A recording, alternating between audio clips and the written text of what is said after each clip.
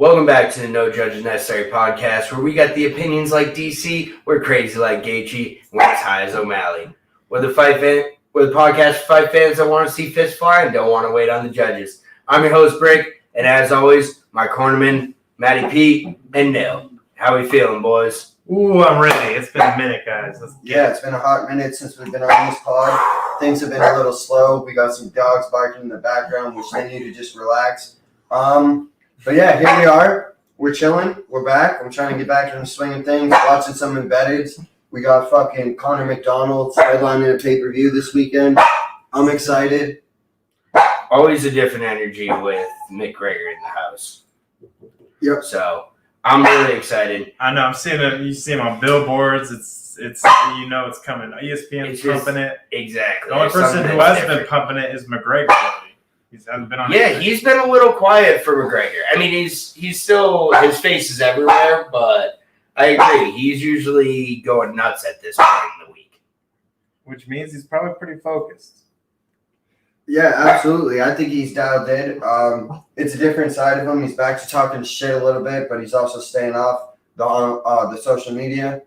It'll just be interesting to see which guy steps in the cage. Is it the hungry young lion that we saw? Now, he'll never be back to his vintage form, but, it'll just be interesting leading into the pay-per-view. Well, I mean, if you beat Dustin Poirier right now, Dustin Poirier is, man, he's definitely number one contender. Should we save it a bit? Yeah, no, we should. We should. Yeah, no, we definitely should. But, man, see, no, that's how pumped I am. I know. I'm so juiced for the it. energy is back. I know. It's great anytime. But no, I'm just trying to talk storylines leading into it. Like, is this the McGregor of old that we see where he's a little more hungry, more karate-based, or is it different? I'm just talking storylines. And for Dustin, it's like, can he continue this rise? That's what makes this pay-per-view great. You got two stars. I think Dustin's a star of the UFC, and McGregor's a star globally, and that's what makes this event massive. Did you know that Max and Dustin, that that card did like horrible sales? Who? Max and Dustin, and then Izzy and Gastelum. Yeah. Oh yeah, it did like it dog shit. terrible. It was like what that card was fucking sick. Yeah, one of the best cards ever. I think that's kind of the McGregor factor that you get is where it's like there's a difference between UFC fans and like world fight fans. Yeah. You know what I mean? And that's what you get out of McGregor. McGregor's a global star. You go to every country in the world, just about every continent. Every bar. They know McGregor. Somebody knows McGregor from every continent, difference. Bro. Like, he's just a global star. And it's crazy to see it. But, let's save it a little bit. On another end, since we're smoking here, marijuana is now legal under the Nevada State Athletic Commission. Pretty cool to see, considering, 3-4 years ago, Nick Diaz almost faced a life sentence for positive marijuana test. So crazy to see how far we've come. Yeah, I mean, it's wild. It's madness. I mean, it makes a lot of sense. It's about time.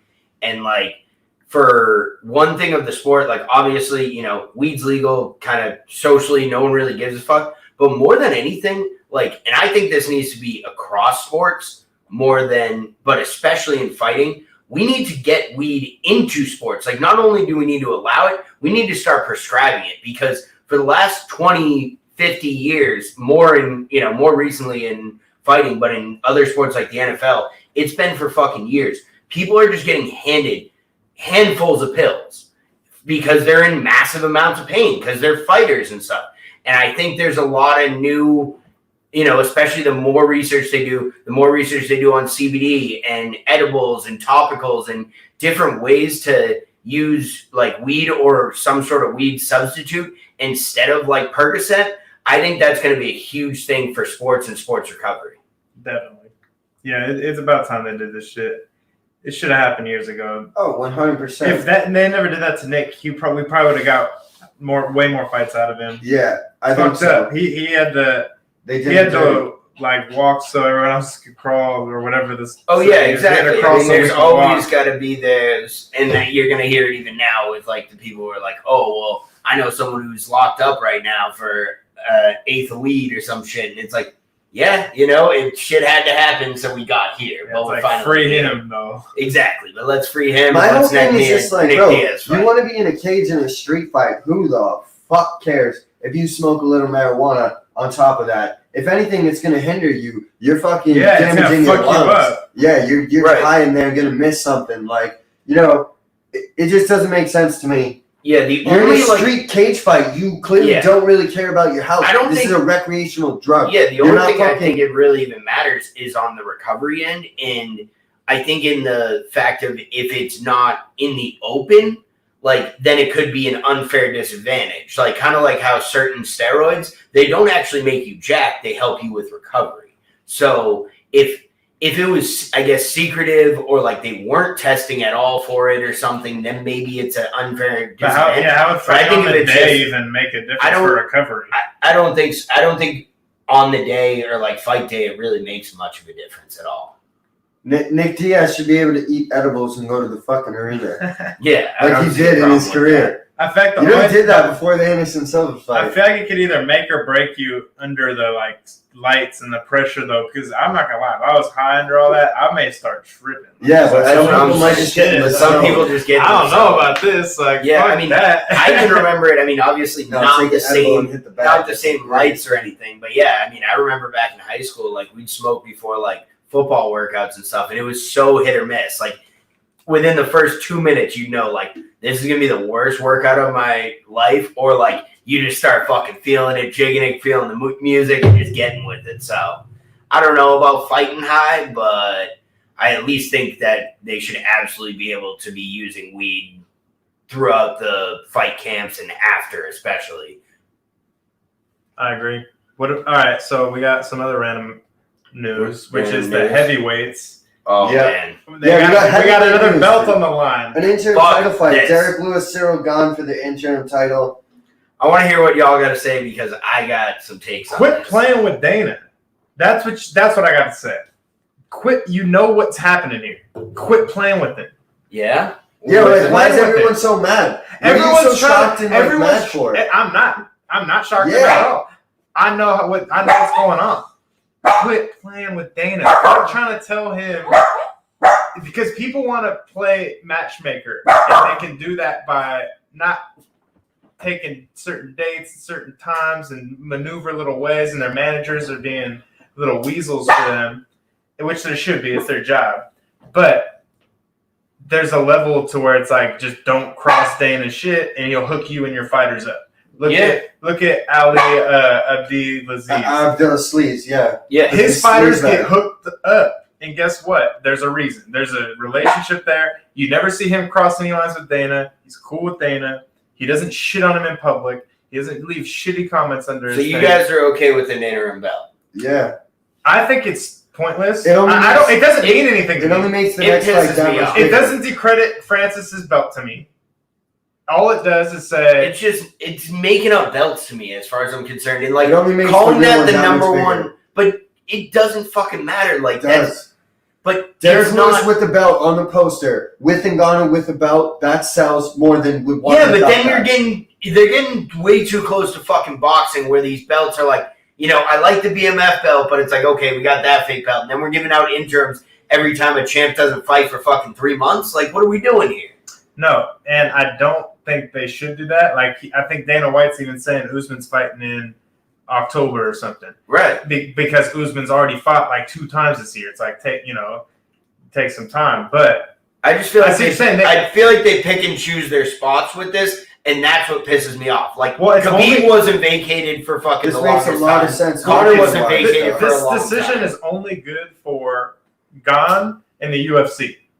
Yeah. It's great. It sucks for Lewis because he was about to get a real shot against someone he technically already beat. I mean, he did. Maybe. He won on paper. Yeah. Whatever. It was a shitty fight. But he technically won already. So he should have a real shot at that title. Instead, he has to go through Gane now with this shit. So it sucks for Lewis. It sucks for Ngannou because he's like, what the hell? Like, I just got this shit. That's what I'm saying. It's like, I feel like, but at the same time, it's like that pisses me off. They said, "Hey, we're doing a heavyweight title this date.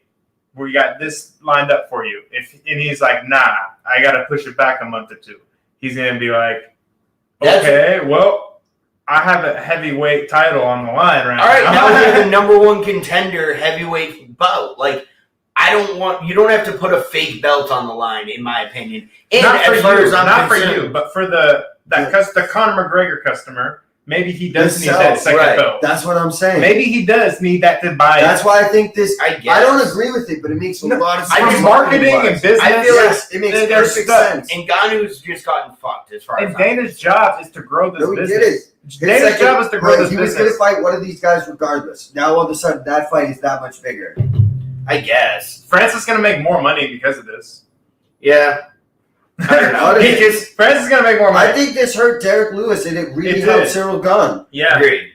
But that just shows how much faith Derek Lewis has in himself. Yes, correct. But I think this is going to pay out massively for Cyril Gane. We thought best footwork out of all of them. We thought the same shit happened with Curtis Blades, and Derek Lewis just shut that shit all down. Yep, this is true. This is absolutely true. But I think Cyril Gane is and kind of watch. I think they were rumblings of Stipe and Jones. Stipe's down for it. I wanted John Jones, Cyril Gane. Okay, this is actually perfect. Both heavyweight. This leads to the random question I wanted to ask y'all. What if they did a card that was just all one weight? Like, for that card, it was all heavyweights. Let's clean this shit out. Let's get all these things unhooked. Figure it out. And then once a year, they did the division. Maybe at different times of the year. You want to know? Once a year, they did. I mean, that's kind of what PFL does. One card. Yeah, I was just going to say, have you heard of PFL? Yes, but they usually do the mixed fights, but once a year, it's like, I think it's just way card. too hard to line up. Yeah. It's just way too hard to line everybody But would up. you want to see it? Yes. Yeah, I would. Because imagine if they went through the rankings of like 15 to 1 and 2 and they said, all right, 15, 14, 13, and let's figure some shit out. Exactly. I would be more than down with that because of like how much people get injuries. stuck in that 8. That seems like when they open the women's heavyweight division, they do that shit. That seems like when you start a division, you put everyone on the first card. Yeah, I could see something like that. I would like something like that, but I really don't know. I mean, you could never do it with scheduling and everything. I do like when they do. What you just said will happen with the women's heavyweight division comes around. You know, it's going to be 155 to like 65 pounds. I can see that. That's going to be the women's heavyweight. It's going to be like Clarissa Shields and Kayla Harrison is the first fight. They're going to like run it back or some shit. Megan Anderson will get up in there. Yeah, exactly. And then it'll be like the UFC's looking for female heavyweights, and that division will fill out in 3 seconds. Oh, for sure. But I still think my last take on it is I think they need to fuck off with interim belts. And the only reason you should have an interim belt is because of injury, or a champ is retired, or a champ is out for over a year. Like, until then, I think you do have to, like I think what happened, and we're going to get more into this, is I think McGregor in some ways broke Dana, where McGregor got the ultimate treatment as a champ. Like, when he got whatever the fuck he wanted, fought whenever the fuck he wanted, never got his belt taken away, could go to whatever division, could go to whatever sport he wanted to. And Dana just let him do whatever the fuck he wants. And I think Dana's pissed after all that. So now he's not, but I think the pendulum swung a little too far where he's not giving, I don't want to say the respect, but like, I think the champ should be able to say, you know what? I'm sorry, we're going to push this fight back a month or two. And I feel like it's pick or choose with certain champs. Like, Stipe got to tell him when the fuck we fight, but now Ngannou's the champ, and he's worked his ass off to get here, and he's had to take all these different fights, and no one would fight him, and he finally gets the belt, he finally is on top, and then they're like, oh, well, we're going to have to give away your belt because you don't want to fight tomorrow. And he's like, well, what the fuck? Stipe didn't want to fight me for 2 years, like, and he was still champ, like, so that's where it's just like, I know he obviously isn't being stripped, but it just doesn't sit well with me. I like it. I think it's gonna rise the stock of Derek Lewis a little more, and even Cyril Gane. And the fight then again with whoever they match him up with is going to be electric. I'm excited. I'll watch both of them with open arms. Yeah. I agree that they're giving out too many interims, but the minute I heard this, I was like, ew, interim, but then I was like, kind of excited, like, not going to lie. Yeah, that's where, I mean, and I guess, like I'm not going to lie, I mean, those random fans, number one contender, if you can pull in a couple extra fans with the interim belt, sure, I guess that's the better marketing move. But if I see this again, though, next time that they, instead of the number one contender fight, they just make an interim belt, I will then be sold. Right. This one, I'm going to give it a pass as like, whatever, heavyweight's been a shit fuck for years, and I'm just down to see where it goes. And that's kind of my thing, is I was wicked excited when I was hearing this fight was going to be announced, and I was like, holy shit, number one contender. Like, I know Ngannou said he didn't want to fight for a few months, so this will put it right into the, right into the timeline for Ngannou. Like, this is perfect. I was pumped for this. And then all I hear is Twitter arguing about fucking interim belts. And I'm like, it almost diminished the fight in a way to me. By the time we get there, it'll probably, because they're like, oh, the heavyweight championship's on the line. So, like, it'll get the juice again. But I feel like the fight announcement and that initial hype that it usually got overshadowed by, like, should it be a belt or not? But we've gone on about this long enough. Should we hop into the Nil Newcomer of the week? Yeah. I got a story for you, dog. Let's go. On this story newcomer, time. Charles Energy Johnson. So you guys know I'm a big Tiger Muay Thai guy, and I'm big on the YouTube series. This dude, Charles Johnson, bro, he applied to this. He applied to get into the tryouts for the YouTube series. Somebody else with the same name, Charles Johnson, also applied. They accepted the first Charles Johnson, which was not my boy that I'm talking about now. They accepted him. Charles Johnson, my boy, emailed them and was like, yo, what's good? Haven't heard a response. Tiger Muay Thai was like, bro, we sent you the letter. You're fucking in. Like, what? He shows up. All of a sudden, two dudes named Charles Johnson show up at the tryouts. Now they're just like, yo, now they're just like, well, you're here. You might as well fight. Like, you actually have record. Like, you are who you say you are. We weren't going to pick you, but like, because he was like 3-1 or some shit. But it's like, you're here. Flew over here. Yeah, you already made it here. Like, you thought you were in this. Like, you're in it. And he won a contract, and he's now 9-2. That's great. He just won the interim LFA flyweight championship of the world on like Friday. So I'm gonna give him a shout out. That's okay, awesome. I like that. That was a great one. That's a real good one. The Pride of St. Louis. Pride of St. Louis. Energy Charles Johnson. Yeah. I like that a lot. And he's boys with like Frankie, like that's like his thing. Like he's like aggressive wrestling. Big Frankie. But he doesn't use that. In this fight, it was a bloody war, and he just pieced him up from the outside. And was able to win because he got some Muay Thai being at Tiger. Right. But when he got there, I was like, yo, I think he was the guy that murdered it in the hills. He's like a marathon runner or some shit. Oh, damn. Hell yeah. I think he set the record for that shit. They do like the 5K up the fucking Buddha Hill. Yeah, I'm pretty sure he set the record for that. Damn. That's crazy. And he was like, yo, this kid's athletic, but I thought with his pace and his frame, he's a wrestler. And now I'm seeing like highlights of him piecing the guy up on the feet. I definitely want to see him get like contender series or like a shot. What weight? Flyweight. Hey, I mean, that's a division. That's a perfect division that needs to be. I mean, yeah, he's the champ of this, but who knows? We'll probably see him in the UFC the next year or two, right? Yeah. Yeah, for sure. I mean, that's the thing is the top of flyweight has bounced back very well, like the top 6, maybe 8 fighters.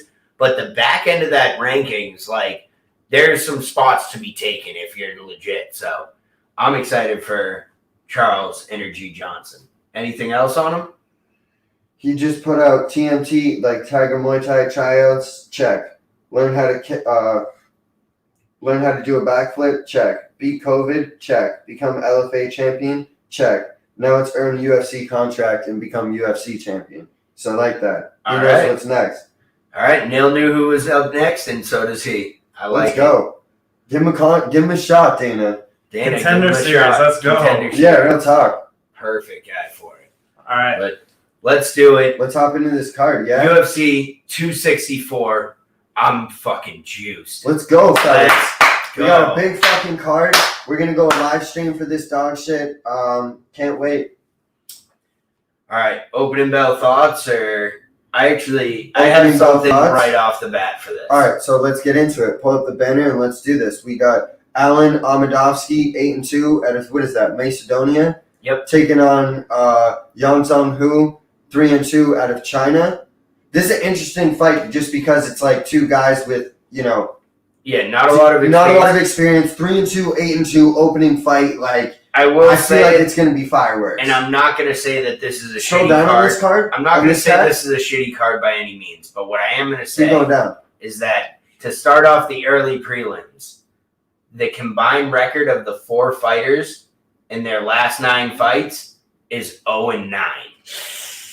Ouch. It's 0-2 versus 0-2, 0-2 The versus McGregor 0-3. effect. it's the McGregor effect. They can kind of know they can throw whatever the fuck they can. It's like we have to fill the bottom with 12. This cat has 0 wins in the UFC. Alan Amadovsky, 0 wins. He kind of looks like dollar store Marlon Moraes. Dude, I was about to say low key. He looks like dollar store Marlon Moraes, dude. And I can't not see it. Like, let's see what Totoro Young Zong Hu got. Oh my god, that's his photo. He looks like the Chinese drinking champion. Yeah, you know exactly what I'm talking about. The swirls. Yeah. Oh, you lost to Rashad Coulter. Yeah, that's a rough loss. No disrespect to Rashad Coulter, but that's a rough loss. Yo, this cat fights out of Tiger Muay Thai though. So I will say I'm gonna take him purely on the Tiger Muay Thai, but I would not say bet the mortgage. Don't bet. But how have they been losing? Scroll down. Has he gone KO'd?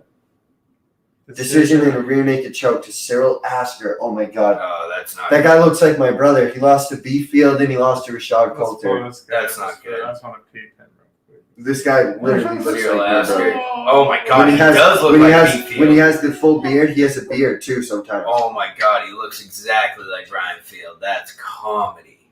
Yeah. Look up Cyril Asker with. Oh, we can't. Yeah. Yeah. Never mind. We're going deep. We're going out on a limb on this one. Right, this is the first fight. I will try to. Yeah. First fight. Fair. I'll give some quick odds and we'll be out. Let's minus get the fuck outta here. 143. Abort. Minus 143 on Amadevskavi. And Amadevskavi, I just kind of kept rolling with that one. Plus 115 on Yang Zhang Hu. Go. I'll take it. Who am I betting on? Who? We're not. I'm going on the easier last name. I'm going who. Yeah, why not? Next fight, who we got? Oh, hold on. Let me close out of that. All right. We got Zaglas Zumagulov, 13-5 out of Kazakhstan, taking on Jerome Rivera, 10-5 out of the USA in the men's 125 division. He is third best fighter in all of Kazakhstan. Yeah, this cat interesting though. Honestly, like. It is what you would expect out of this kind of guy from this side of the world. Yeah, it's just going to be an aggressive forward wrestling. This is what I do. Can you beat me or not? Yeah, he basically just goes to decision, and he's got some decent wins, but they weren't in the UFC. They were in Fight Nights Global, but he did fight Tyson Nam there. But yeah, I mean, when I tell you, like, hey, cat from Kazakhstan fighting like 125er. Yeah. What's your first reaction? It's going to be an entertaining fight, and he's going to lose. Yeah, push the pace. He's a wrestler. It's entertaining. Like, that's what this cat is. Now, Jerome Rivera, boy. This is the 0-3 guy that I was talking about. 0-3 in the UFC. Won off the Contender Series. Lost to Tyson Nam. Lost to Francisco Figueiredo. So this is the classic, like, we know we can put anyone on the McGregor card, and if you lose, you're cut. If you win, you get to fight on the next McGregor card. Fair. That's pretty much how these guys go. Yeah, I couldn't give a rat's ass about this fight, but I think Zumagulov is probably going to win. Yeah, I was going to say, surprisingly, Zumagulov minus 345. I'm going to take this guy all day. I'm taking Rivera. Yeah, give me Rivera plus 260. This fight stinks. Bro, yeah, I'm going to be feasting at that point. Next fight, because I know we got a good one. Okay. Do we? Oh, yeah. Yeah, OMalley Akhmedov, 21-5 out of Russia. In the men's 185 division, taking on Brad Tavares, 18-6 out of USA. Brad Tavares, OG as fuck, bro. From Hawaii. He's fought like the who's who. Came up through the Ultimate Fighter. You got to respect Brad Tavares. Yeah. Like, he's put in the time. He's fought everyone. Is he the best? Maybe not. But, like, he's damn good. And we're about to find out, is he a gatekeeper or is he like borderline? I'm always kind of in contention. I really think he is a gatekeeper. I think because, I mean, his losses are against like Izzy, Whitaker, Edmund Shabazian. Like, those are some legitimate losses, you know? So, like, I don't think he's great, but I don't think you can sleep on him. But OMalley Akhmedov, he's been around a bit, and he has impressed lately. Like, bro, yeah, I think he's got this. I think he's gonna win by submission. Yeah, the triangle choke he got on Tom Breeze was impressive. I will give him that. Scroll down. Well, he's only lost to Didn't he fight at heavyweight? Am I tripping? Oh, he had a draw with Vittori. Sheesh. Isn't there another? Yeah. I'm tripping. This is a different cat than I thought it was. No. Nah, but he kind of looks like Volk right there. Huh? Wow. Fab. That's rugby. Volk. Omari. That's big boy when Volk was 220. He lost to Chris Weidman. Yeah, but Chris Weidman wrestled the fuck out of him. Yeah. So I don't really see. Glad Tavares could do the same thing. He came up as a wrestler. Nah, he's not on Weidman's level though. Wrestling. No, but I mean, and he showed a good outing against Weidman. Like he did. Was the decision?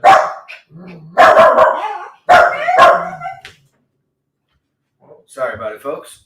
What's a good time to ask this? How come Matt's Big Breakfast is one of your saved things there? I have no idea. That's hilarious. I think I saved it because I was trying to apply there as a cook or some shit, and then I just never. I was like, is it bomb? Like, I gotta try it? I don't know. It might be. If it's that good, then Matt's Big Breakfast. It's just been there. Yeah, we need to hit that up and see if they'll sponsor us. Fuck. But anyways, what do we got in this fight?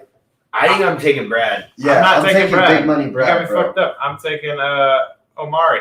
Let's get it. No, I'm taking Big Money Brad. Brad coming in at minus 177 and Omari Akhmedov plus 142. Nice. I like that. So little extra juice, but I will say Brad's right in that, slight favorite money line. Bro, that slight money line that we've lost our asses on for the last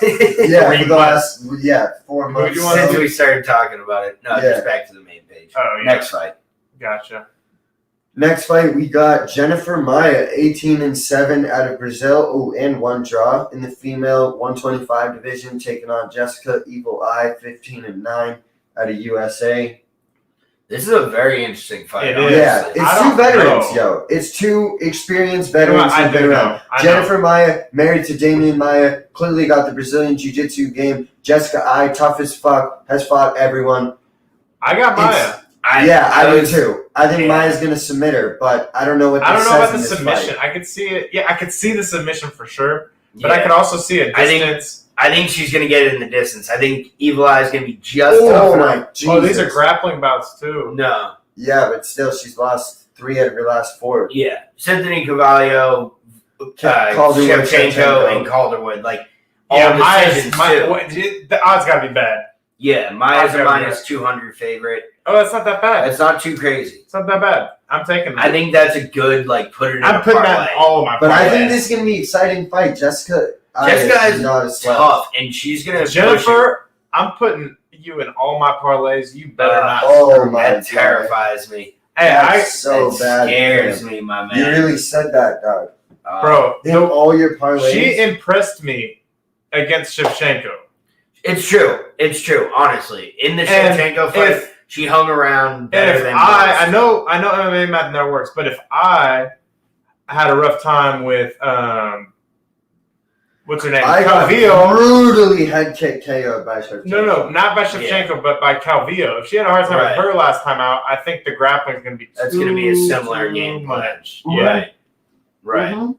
And Jennifer Maia handled Joanne Calderwood, who she just lost to, who obviously, like you said, the MMA math doesn't work, but it's adding up. The grappling skill does. That's the difference. It doesn't work, but it's adding up. Yeah, the skill still adds up on that. So yeah, all my parlays. Blessed Maia. Disgusting. Oh man. Next one, we got a banger. We got a banger for the next fight? Talk to me now. We Oh, got Dricus du Plessis, 15-2 out of South Africa in the men's 185 division, taking on Trevin Giles, 14-2. Yo, this is an absolute banger of a fight. Both guys have lost to Kevin Holland. I feel like we just saw this fight like a week ago. Yeah. This fight just happened a month ago? It maybe should have happened. I think it was running back. It got canceled. I don't know. Oh, shit. I think it was. Yeah, it was supposed to happen. Yeah, canceled bout. Yeah, this was canceled. Yeah, this was supposed to happen a couple months back. Yeah, this is a really good fight. Yeah, du Plessis has really impressed me in his last couple fights. Like, he kind of just came out of nowhere and seems like he's on a rocket ship. I know what's going to happen. What do you know what's going to happen? I mean, enlighten us. Facts. This is about to happen. This Duplessis guy is going to knock out Joust in the first round, like right away. Really? Whoa, hey now. I thought you were about to throw in a draw. I was going to say, I thought you were giving me some wild fuck now. We're going to get a draw later. We'll get to that. Come on now. There's always a draw on an iPad. I'm actually really interested because I was big on Still Knox. I like him, South African fighter. I think he's going to be good. I don't think he's very ready. Interested, and I think the winner of this is going to really. You got to let his first round KOs like that. I don't know, but I think it's going to happen. I think this guy's going to jump right into the rankings. Round 1, round 2. Round one. Dude, bro, I'm telling you, bro. He's going to sleep him in the first round. Let's slide over to the Barstool Sportsbook and see what odds we're getting. Didn't this guy Duplessis lose to Kevin Holland? Did he get fucked up? Who am I thinking of then? I'm not sure. Another South African white boy. I guess so. All right, well, whatever. It doesn't matter. Dricus Duplessis, Still Knox. I like this cat. Still Knox in round 1 is... Oh, wait. Sorry, that's round 2. Excuse me. Round 1 winner is 375 plus 375. Put that with Maya all day. Man. All day. Yeah. Damn, you really think Still Knox is just going to come in here and fuck up? I think if they fought 10 times, Joust has more experience and will probably can outwork him. But I think that first round is danger zone, and I like that on a McGregor card. There's always that energy. There's always that and I think this big is it. banger. I like that card. I think it's it. All right. I don't know. Wait, but who's favorite? This is almost a pick 'em. Ooh. It's minus 118 on Duplessis. Minus 106 Where does the for winner go from here, though? Directly into the top 15. Pick your battles in the like to the moon. But here's the thing. I think so. I think like we're gonna jump all over this guy after he gets the winner. Big facts. Yeah, no, we're gonna be choose, but I think he won't be ready. Well, he's gonna boof that. I mean, he's gonna be like. I think what I see. That's when he's gonna wait. Woo. Yeah, quick. And then come back up. I think he will, but I think he's gonna have that crazy knockout pop up like the Michele Pereira guy. Did we just have an epiphany where you already predicted and saw the future of his knockout, and Nil already saw him getting his ass beat by Kevin Holland? That fight never happened, but Nil already knew it happened. Whoa. Hey now. Because Kevin Holland is chilling perfectly at 14 for this winner, who's going to get an exciting, loud, and going to call somebody out on a McGregor card. And who do you call? Call Big Mouth. Let's go. Oh, Big Mouth. Let's go. All right. I love it. Can't have a better ending than that. Next fight, we got some skilled dudes. Oh, shit. We got Ryan Hall, 8-1 out of the USA in the men's featherweight division, taking on Illya Taporia, 10-0 out of the country of Georgia. This is a very fucking interesting fight. Illya Taporia, great kickboxing, great stand-up, undefeated. Ryan Hall, we saw him on the Ultimate Fighter series on Team USA on the McGregor season, actually. Yeah. And he was an absolute stud with the heel hooks and the leg locks and the jiu-jitsu game. And he's somehow found a way to bring that into the UFC. It's crazy how some fights will literally just run out, roll, and go straight for it. On some Tony Ferguson shit. Yeah, and he'll catch people on it. I will say. And he obliterated BJ Penn's knee. That was disgusting. That was bad. That was real bad. And, it's hard to do. He's just, he's the wizard for a reason. We will say we haven't seen him since 2019. But when we saw him in 2019, because nobody will fight him. That's why. Darren Elkins fight was very impressive to me because he didn't just get that quick heel hook. Yeah, he was on the feet a lot. He was on the feet a lot. He hung in there. So I think he can kind of hang. I want to see what he's, what is Ryan Hall added to his game over the last 2 years stuck in quarantine? Because this guy's a freak, and it seems like when he locks in on a skill, he masters it. So we have no idea what's in his bag now, and that's where I'm kind of leaning Hall in this. Yeah, personally. I want to stay away from this fight in parlays for sure. Definitely. Because this is a single bet fight. I lean the guy who's been active and who's undefeated. How do I pronounce Illya Taporia. Taporia. Easy, actually. Taporia. I think El Matador. Fire nickname. And great job by him. Me and Nil call this out all the time. You got kind of a tough name, get a good nickname. The Matador. He's a Spanish Georgian. Matador, perfect. I know, and I lean him. I bet he's favorite, but I'm not sure. But Ryan Hall could submit him at any second, and I want to put... This is my lock of the night. That's what I'm putting. Ryan Hall submission. Really? Yeah. I mean, 10-0. You're getting plus 195 on this. Ryan Hall. That's stupid. I think 10-0, this cat, 10 fights, is not ready for the level of what Ryan Hall has in jiu-jitsu. Could he get knocked out? Yes. Who's his best Is that a jiu-jitsu factor? fight? Is that a factor? He really hasn't fought anyone of note that has any type of jiu-jitsu. What's Ryan Hall by submission? I think it's stupid. Like, I think we all have to put money on Ryan Hall submission. I think that's the way.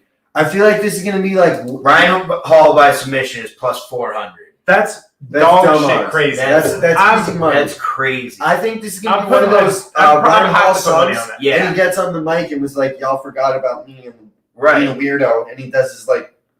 Yeah, Ryan Hall shit. Twitch and walks out. Like that, it's going to be one of those, like, y'all must have forgot. Like, and that's what I'm thinking. Like, is 2 years off, here I am. I think a guy like... Broken knee. Literally, that's the thing is, I think everyone's looking for a heel hook, but you locked Ryan Hall away for 2 years. Now he has, like, the filthiest armbar in the game or the filthiest, like, twister or something crazy. Like, he's going to have some crazy shit. I could also see him starched because, like, Taporia low ring rust. Yeah, Taporia flattened in the first round. Yeah, first round is scary. Taporia's fast. But I think Ryan Hall's going to be smart. He knows that. Go to Taporia. What's his recent run of form? It's Damon Jackson. The Yusuf Zalal fight was pretty impressive, but he hasn't, like you said, he hasn't been tested too much. He hasn't really been tested. But he's looked good in every test he's gotten. Yeah, right. Not a bit on the ground. I like Ryan Hall by a lot in this fight. Okay. Oh, damn. Camera down. This is our first stream. We're trying.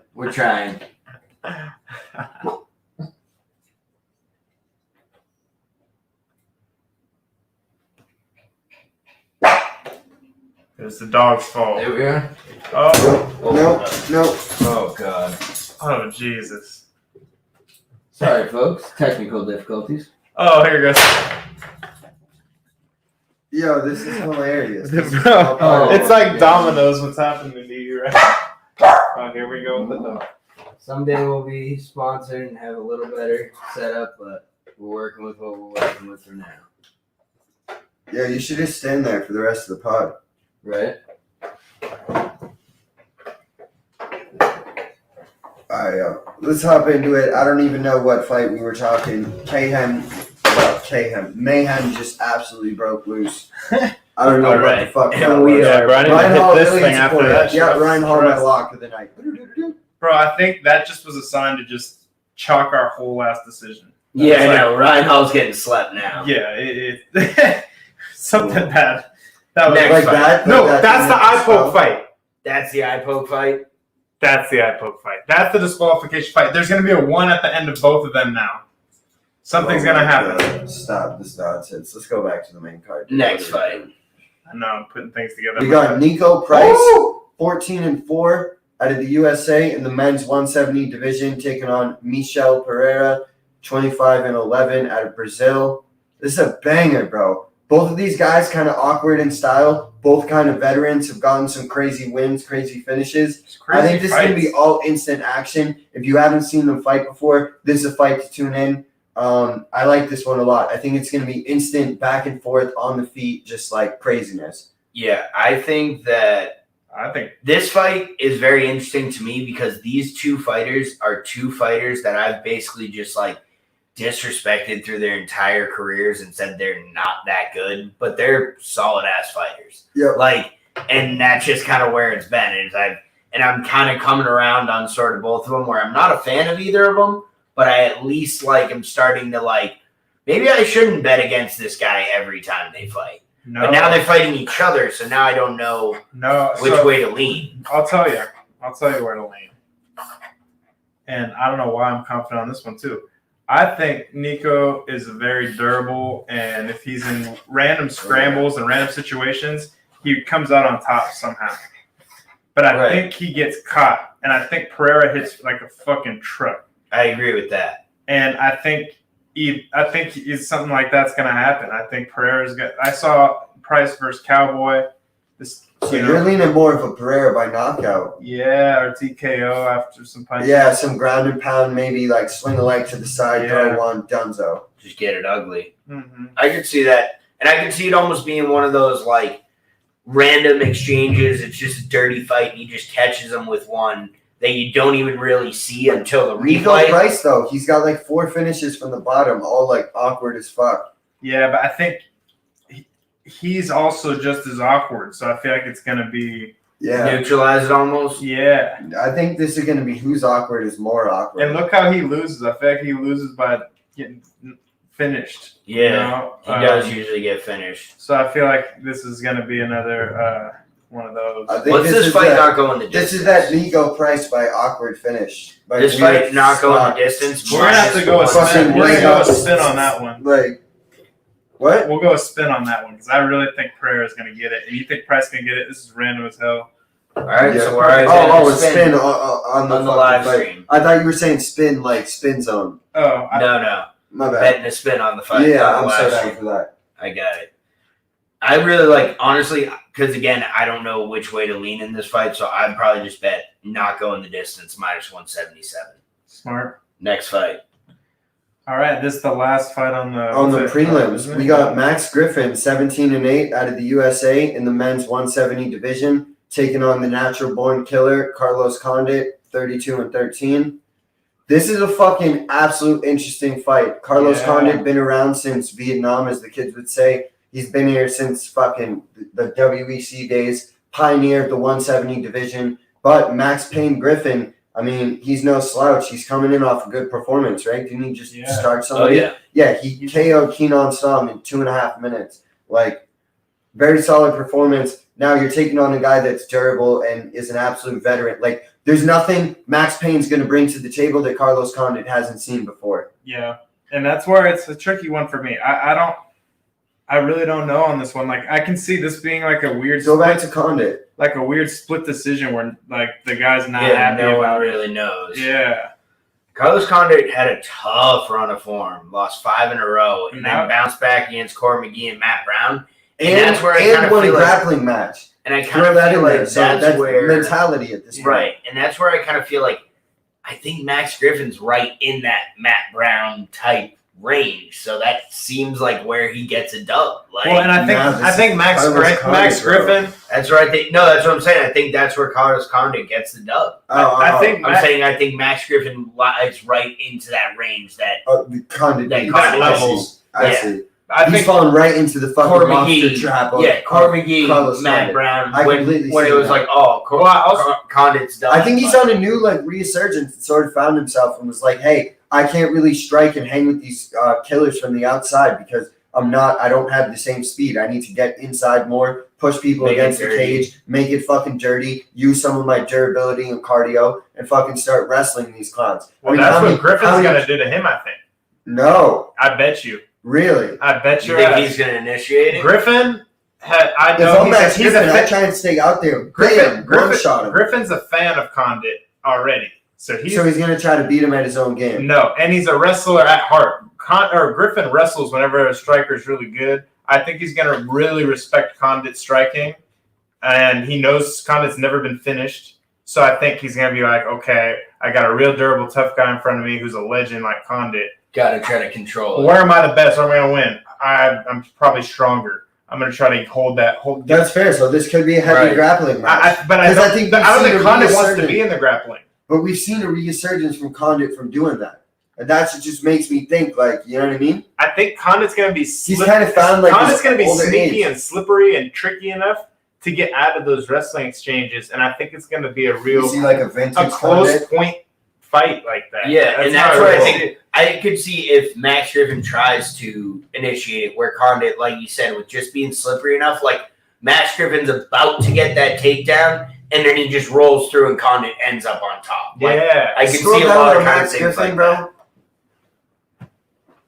Curtis Millender, Zaleski, Colby. Beat Mike Perry back in the day, like when UFC was still on Fox. Like UFC on Fox. Yeah. Lost by the way, we didn't Alves. mention this, but Stephen A. Smith and Max Kellerman will be on the desk for UFC 264. I was going to bring that up around the main event, and I was furious. All right, so we'll get into it then. Should we just get into this before the main card here? Yeah, we're just What talking are your about final the main picks card. on that? We're taking Condit, you're taking I'm Griffin? taking decision. Decision. Yeah, I mean, I like that. I think Decision. it's definitely going decision. Minus 177, yes, going the decision. Power in the kisser. Yeah, I'll that's take kind it all of day. nice. I But like yeah, that. before we talk main card, let's hop upon the bullshit, bro. Max Kellerman. Hey, they and got to get Stephen- in there somehow. No. Yeah, but Leave him.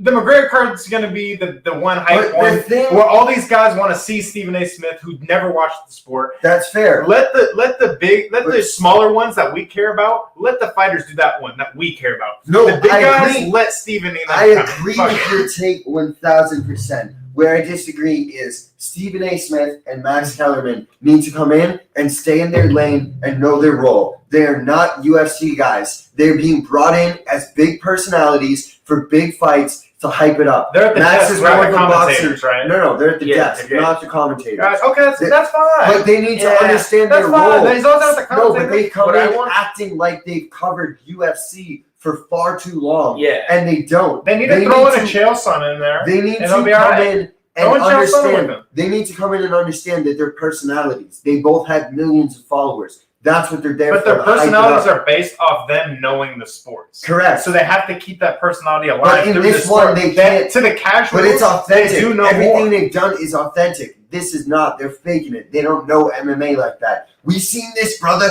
He's a striker. He throws hands. Like, bro, there's no. Yeah. And Steven, Conor you don't know what you're McGregor talking will about. will not throw a punch. Will not land a punch. I mean, I'm taking Poirier all day.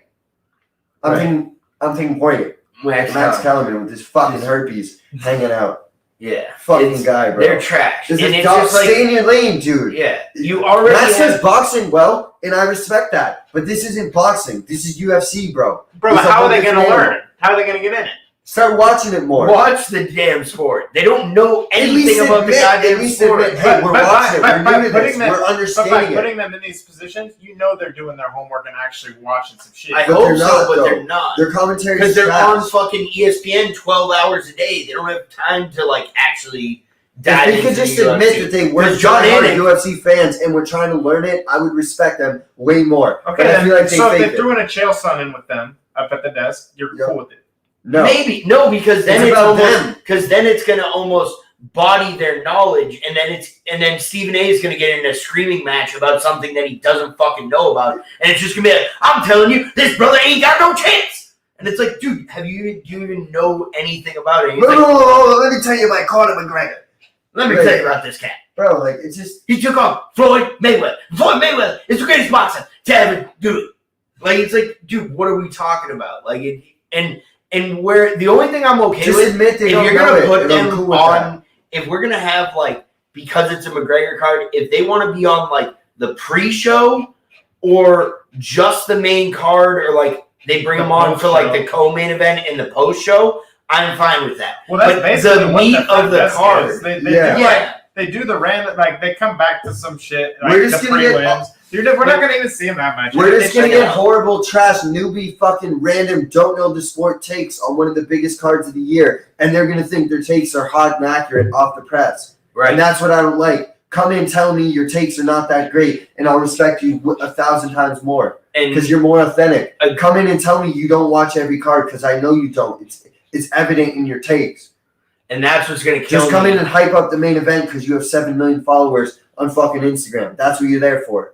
And that's honestly what's going to kill me, because coming out of, and it's a perfect transition into the main card we're about to talk about, this main card is actually stacked, especially for a McGregor main card. I think this is a great main card. And when you put guys like fucking Stephen A and Max Kellerman, who have no idea what the fuck they're talking about on it, then this gets lost where all they're going to talk about is Conor and Dustin. And I know it's Conor, but like, if you had real fight analysts, if you had Bisping, if you had Chael Sonnen, if you had any of these guys up there, they're going to talk about what we're about to talk about in the next 5 fights. All right, so let's get into it. Let's get into it. We got Sugar Sean O'Malley, 13-1. Some say 13-0 or 14-0. 14 out of the USA, taking on Chris Moutinho, who I believe was 9-4, also out of the USA in the 135 division. This was supposed to be Sean O'Malley against Luis Smolka. Would have been a way better of a matchup. Chris Moutinho, absolute dog. It's kind of the same on like 10 days' notice.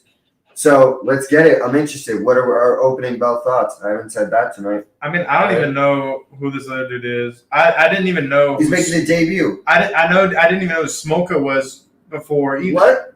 Luis Smolka's a vet. He's been around. Oh, yeah. He's fought Smolka's like the who's who at 35. Let me check. Oh, yeah. I gotta make sure if I'm not. That was going to be an absolute banger. He's fought Casey Ketty. Match now. Oh, he hasn't really fought the who's who, but he's been around for a little bit. Around for a bit. I've at least seen him fight. He fought Ray Borgback. He got cut and then came back. Scroll down. Yeah. He was fighting it back in the day. Okay, that's why he has been around. Tim Elliott, and Ray Borg. Yeah, he went to CFA. Okay. So yeah, that would have been actually a way That's better where fight. it was like, yeah. But still, I thought he was knocking at the top 15 here. What are we doing?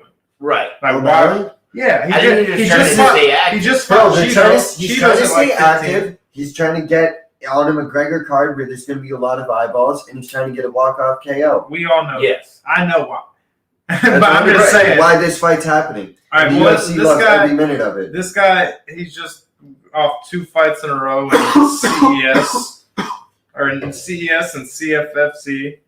Yeah, a whole bunch of acronyms. Yeah, not a lot to tell from that. He's about to get starched. He's going to get absolutely starched. He's about to get starched. Yeah. Does he survive round 1? That is my question on this fight. Wow. O'Malley is a minus 1,000 favorite. Sheesh. The fight not to go the distance is a minus 455 favorite. Wow. O'Malley by finish first round is, let's see here, fight to end. Wow. Fight to end in the first 60 seconds of the first round, plus 600. Winning round, Sean O'Malley in the first round is plus 130. What so about that's probably second? The best. I like plus second. 400. I like second. Wait, plus 300 you're getting on the second. I like second. You think he's going to survive to the second round? Yeah, I feel like Sean wants to walk off. If it's not perfect, play with his food a little bit. Let me wait. Yeah, he's playing with his food. Bro, he's probably betting with his homies. He's probably telling his homies, bet in the second, bet in the third. That's the only way he can get juice. Yeah, his homies probably went up to him. We're smoking a blunt with him. Like, yo, which round we go? Minus 1,000? This is bullshit, Sean. How are we going to make some money? And he's like, we'll wait till the second round. 10 seconds in. I actually like that. I might throw some of that in. I might not. I'm probably not parlaying that with anything. I think, but on a technical level, I think Sean O'Malley got some of the best striking in all the UFC, and I think he's about to put that on display against a cat that we've never seen who gets finished by strikes. So I think this is a recipe for disaster. For this it's more of like thanks for coming. Yeah, and when the heart and for showing what's up next on 10 days' notice. And what's next for Sean? That's really what could possibly be next for this? I know that's what we'll be talking, but what could possibly be next for this Chris Moutinho kid? If you shock the world, or if you at least give him a fight, then and I will say Dana will take care of people who do this for him. Yes, the guy who saved a Sean O'Malley fight on a McGregor card for Dana White, he's gonna get another fight. I promise you. He'll get another check. How much is it to bet on this guy? Just to throw it off, right? Just in case. Plus 600. Just in case. I mean, maybe a nerve in a knee or something gets touched or something. You never know. It's a weird sport. It's a fight. It's a weird sport. It's a fight. All right, well, it is a fight, and we got Irene Aldana, 12-6 out of Mexico, taking on Yana Kunitskaya, the Fox, out of Russia. This is an interesting fight. These are two prospects who have kind of fought elite fighters, and both of them have sort of struggled at that. And now we're going to see what these females can do. Yeah, they both lost to the top, and it's like, but then they both also sort of beat the up-and-comers. So we're going to see what they're about in this fight. I like this a lot. I think it's going to be back and forth kickboxing. Yeah. We've seen Kunitskaya, very nice range control. But Irene Aldana, she's no slouch, nice boxing.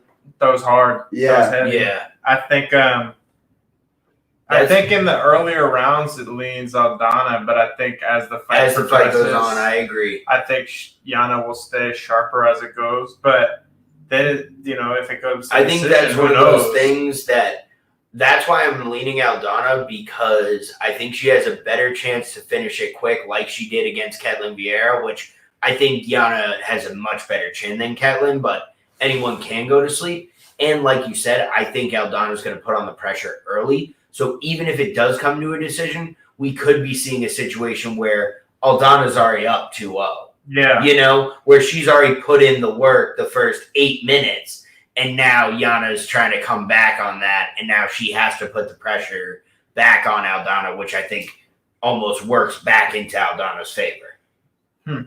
But because I think Yana really, the only way she's going to get it is off volume, and I think to get the volume, you have to be in Irene's range, which is a problem. I think Aldana by KO is a great.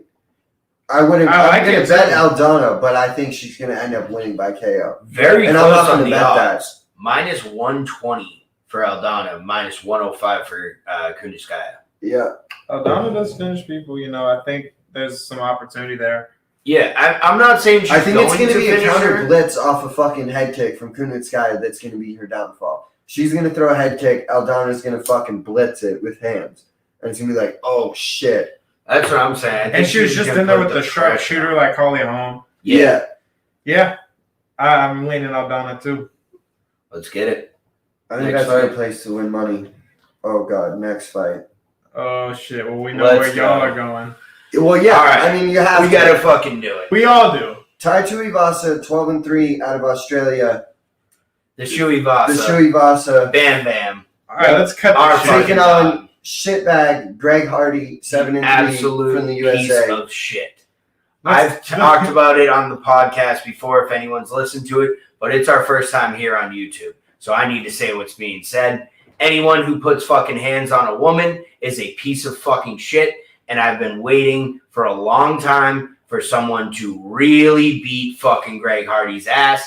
And I think it's finally going to be my fucking boy. Like, there is nobody better that, other than... There's no one else I want to send to the podium than Tai Tuivasa. I think Bam could do it in the first round. What I was always hoping for was that I wanted Ngannou to murder Greg Hardy just because I think he can do the most physical damage of any human on the planet. Derek Lewis wanted it. I didn't want Greg Hardy to win enough to fight Ngannou. So Tai Tuivasa is the perfect guy. He's the guy who's going to do it. He has the power. He has the skill. He has that mean streak. And then he's also going to let him fucking know about it.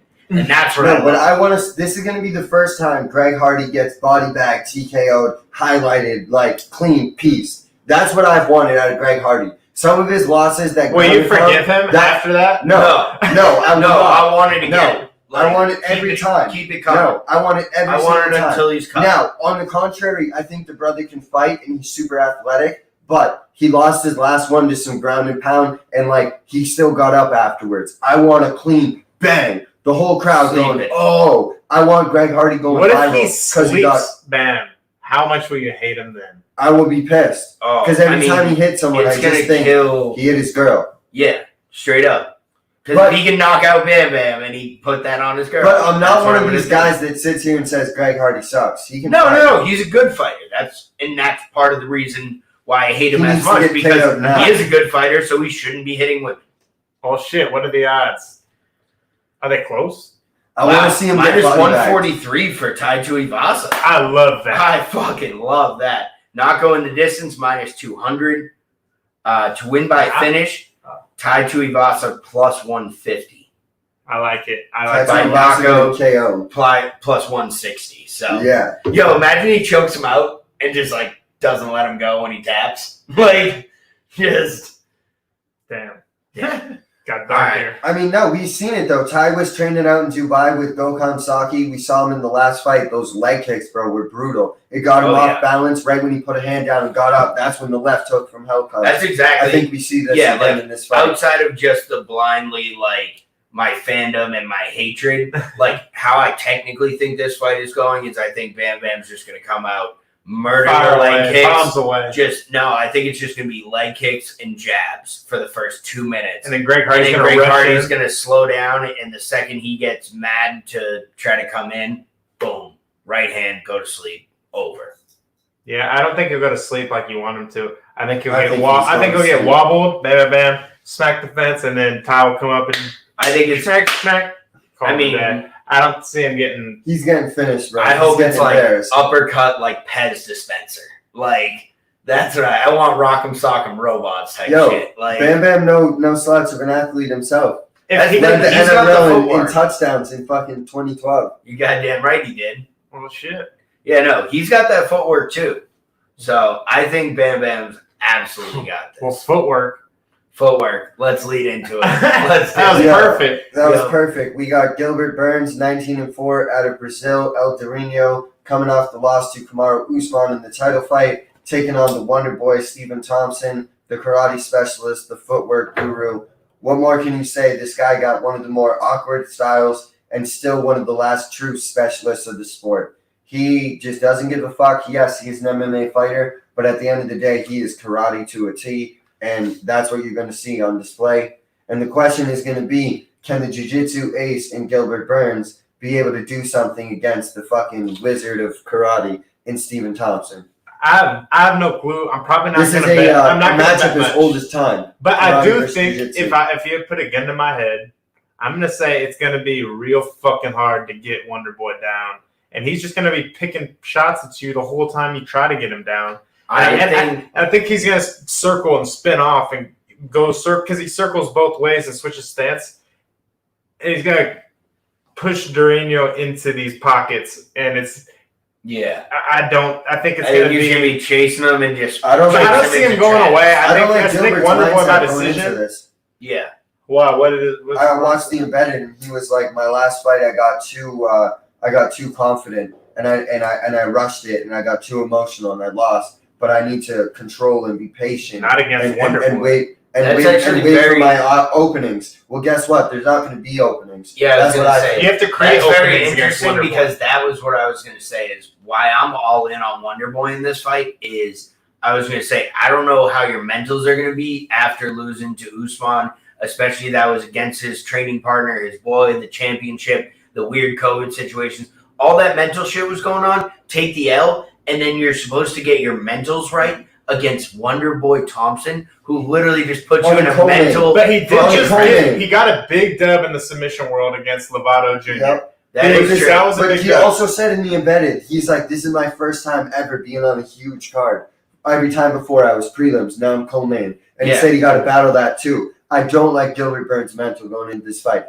I picture this when he says he's got to be patient. I picture this. They're going back to his corner. Gilbert, you're down 2-0 in this fight. You got to fucking go for it in the third round. What are you doing? You got to let your hands go. And he goes out there and just fucking this the whole time. And Wonder Boy catches him with a kick. And Wonder Boy's just picking him apart. Wonder Boy's just picking his shots. Taking a chunk. I think this is going to be where the corner's death by 1,000 2 rounds. You're down 2-0. Yeah, I think it's too much of a puzzle. Patient. 5 rounds, you have more time. That's why Woodley was having success. I don't think you can wait. Yeah, you have more time to figure out that puzzle. Right. You can't wait against this cat. I think a 5-round fight is a lot different than a 3-round fight. Is this a 5-rounder? Go to the thing. It might be. No, I think it's a 3.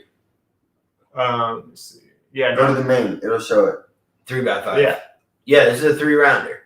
Yeah. So, that's where I think first round or two, Steven's just going to pick him apart. And then when Gilbert start realizing that he's losing, that's when he's going to start rushing. And that's where I think we get what you were talking about, where he starts slipping left and right. You don't know where the fuck he's going, and you're coming forward. You're missing him, and then that's where those counter strikes come off. And I think Wonder Boy's takedown defense is a lot better than Gilbert Burns thinks, and he's about to find that out the hard way. So we're all leading on Wonder Boy. Yeah, I was all in on it. Close to my pick him, I think. Let's be real. Gets to the ground, Gilbert Burns. That's his world. Oh, I mean, if he's successful on his first, there's a heel hook in a second. That's hit the ground. Like it's over. Minus 157 on Wonder Boy. Gilbert Burns plus 126. I am curious what the Gilbert Burns by submission odds are. Yeah, plus 500. So if you like Gilbert Burns, I think that's the way he's going to get it. Yeah. I don't think he wins a decision. Or the only way I could see him getting a decision. He can catch him. He can get knocked out. Anybody can get knocked out. The only way I see him getting this decision is if he can just take him down and lay there, but he can't get anything going on the ground. But I don't really see that. Yeah, I don't. That's what I don't see at all. No, I think he's going to be going for submissions if he's going for it. And Wonder Boy's at least weird enough with his scrambles that he eventually will find a way out or get finished. So I like it. Let's do it, boys. Fellas, let's hop into the main event. Let's fucking go. The trilogy, blood. We're fucking here, mate. It's Dustin Poirier, 27-6 out of the USA, taking on Conor McGregor, 22-5 out of Ireland. One of the biggest fights of all time, one of the biggest fights of the year. How do we feel on the eve of a trilogy? Oh, man. Well, I guess I would... I'm juiced. Damn, didn't sound like we're juiced. I don't know where to begin. Yeah. Why not? Because I don't know who's going to win. I don't. Really? I think that I lean McGregor, but I only do that because I think it's 50-50, and then I want to see the world with McGregor winning a little bit. Yeah. I don't know, and that's the thing. I don't know if I'm blinded by my fandom or something, but I got a weirdly very good feeling about McGregor. I don't know what it is. I think that last fight was You're making me think Poirier. I know, and I'm probably wrong. I know I'm going to eat these words. I know I will, but I just have to go with my gut, my balls, and my Irish heritage. But, God damn it, there's something about it that I feel like the last fight was, I think something clicked in Conor, where, he was really nice to Poirier. It was the whole charity thing. They were giving hot sauce. They're giving out whiskey. Hey, buddy. And, you haven't heard him much on social media since then. And the only things I've really seen out of him or heard out of him is, very simple statements. I'm back. Me and McGregor is back. Don't forget. Little things like that. And that just... Like this?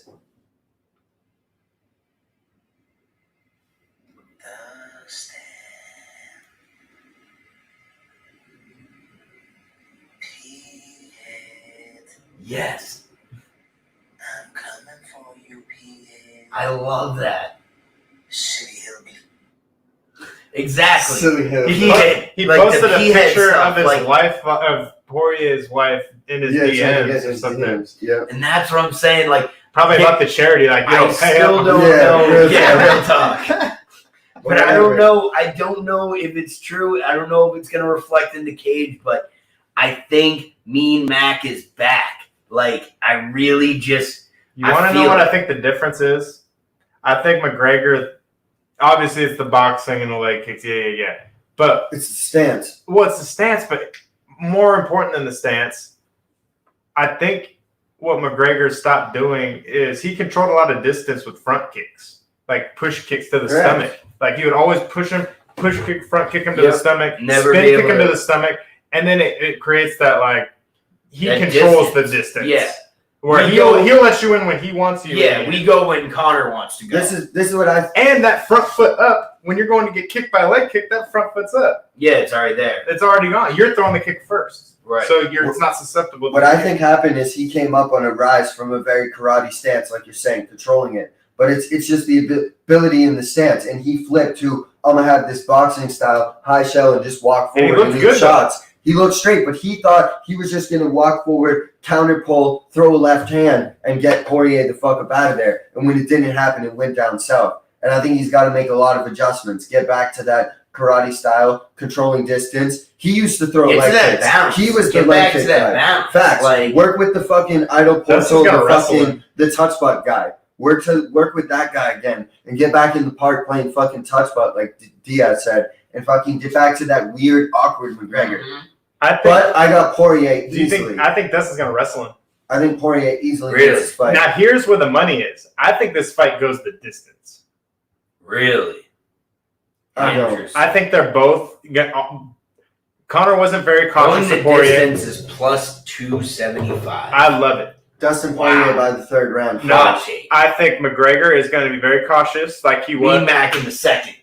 No, think about this. Remember when he fought Diaz the second time? I think after they got into a war, those boys fought. I think we're going to see that, and we're going to have a close one at the end. And nope. I don't know who's going to win. I think Dustin Poirier is going to put the pressure on him, eat a lot of McGregor's shots, let him tire him out, mix in some wrestling, and he's going to finish him in the third round. How is McGregor's going to be gassed. Because Dustin didn't finish Dan Hooker, so I think McGregor can last. It's McGregor. He's going to gas. He's going to put everything into trying to kill him, and Poirier is going to weather the storm. The winner of the second fight wins the trilogy like 80-something% of the time. But it's McGregor. It's the luck of the Irish. It's the fucking luck of the Irish. I don't see it. I think there's more ways. And as much as I want him to win, on the other hand, because I'm a massive fan, I'm trying to separate the fandom from the fight here. You just want to see the Jake Paul fight, so you're rooting against McGregor. That's part of it, a lot of it. You little bastard. But at the same time... Do you want him to get sparked by Jake Paul? No, I just want to see that fight. I don't really care what happens. Who do you want to win? Jake Paul. What? So you want him to spark McGregor? You son of a bitch. Yeah, you heard it here first. Yeah, Nil is just catted out on the whole MMA. Nil's grandfather back in Cork is rolling over in his grave right now.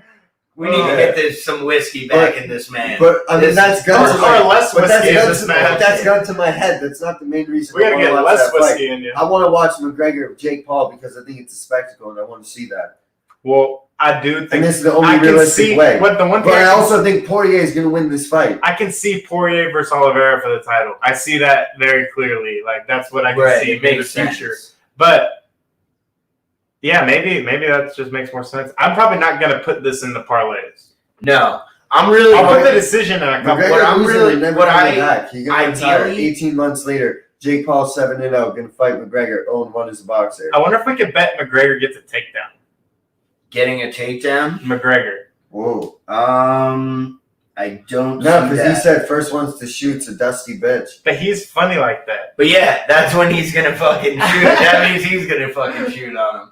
He's tricky. Absolutely, but I don't know. I like that. Honestly, my perfect gambling night is that I do pretty well through the night. I hammer Tai Tuivasa. I come the fuck up on that. I'm hopefully about 3/4 of a bottle of proper 12 at this point in the fight. Oh, we don't have any hot sauce. Shooting for it. Not yet. We can work on that. We can get it Amazon Prime. Bro, it's like hella dough for shipping. Oh, Jesus. All right, well, we can work on it. We'll work on it. But then I just want to bring out the fucking hammer on my boy Connor and just pray. Oh, my God. My parlay of the night is probably scroll down. Your lock of the night? Yeah, I'm going to give out a little no-nonsense parlay. It's just going to be Tai Tuivasa and Sean O'Malley by KO. Both by KO? Yep, both by knockout. I actually love that, honestly. No rounds, just they're both going to KO. Let me get you some odds on that real quick. Throw Pereira knockout. Nope, it's just straight, no nonsense. 2 fights. Sean O'Malley, and it's just the main card. Yo, apparently this is going to be the most streamed pay-per-view of one of them at all times, so we got to buy. If you're buying the pay-per-view, buy it early. Don't wait till fucking 9:57 Eastern time to try to buy it when 2 million people are also trying to get it, and it fucks everything. Gotcha. Like, this shit's trending through the moon. Completely agree. The first UFC embedded had 3.5 million views. That's crazy. What? Like, this is going bananas, bro. And we'll leave it at that. People love to see McGregor lose, man. But yeah. Nilly's parlay plus 253 for Tai Tuivasa by knockout, Sean O'Malley by knockout. That's nice. Dude. That's nice. Bro, I'm taking that. Yeah, I might put some good money on that. But join us on Saturday. We're going to be live for the fights. We're going to be hammering proper 12. I hope all this... subscribe. And subscribe. Yeah, is that what we're supposed to do? Like and subscribe. Like and subscribe. Let's get it.